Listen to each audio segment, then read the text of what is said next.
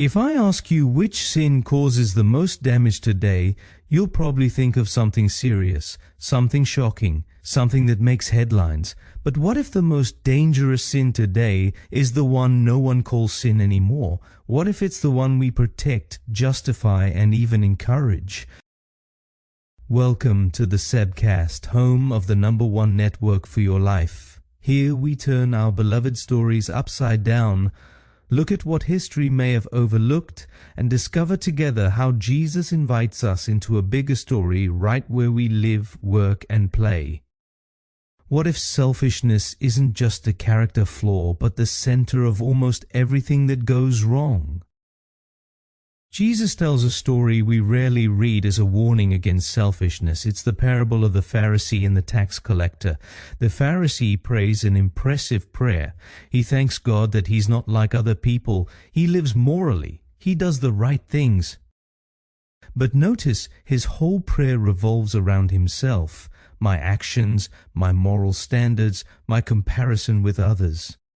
The tax collector, on the other hand, says almost nothing. He has no explanation, no self-justification, just an honest admission of dependence.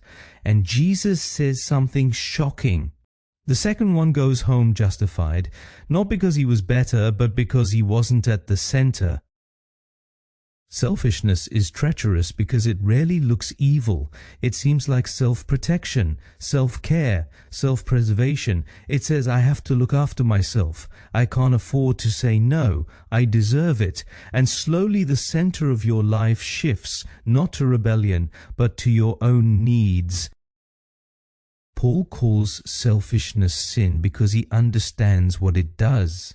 Selfishness makes your world smaller. It reduces your ability to see, to listen, to love unconditionally. It doesn't ask what is right, but what works for me. And that's precisely why selfishness is so dangerous. It feels rational.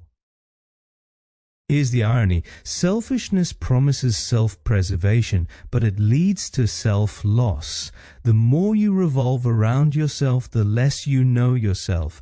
And eventually you start living two lives, one where you sound righteous and one where you do what you must to protect your comfort. Not because you're bad, but because selfishness has become your master. This is where the #1 network for your life becomes essential again. Selfishness thrives in isolation. It grows stronger where no one questions your choices.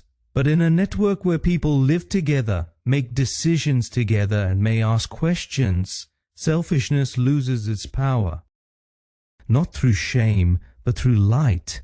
When someone knows you, selfishness can no longer sound logical. It must give an account.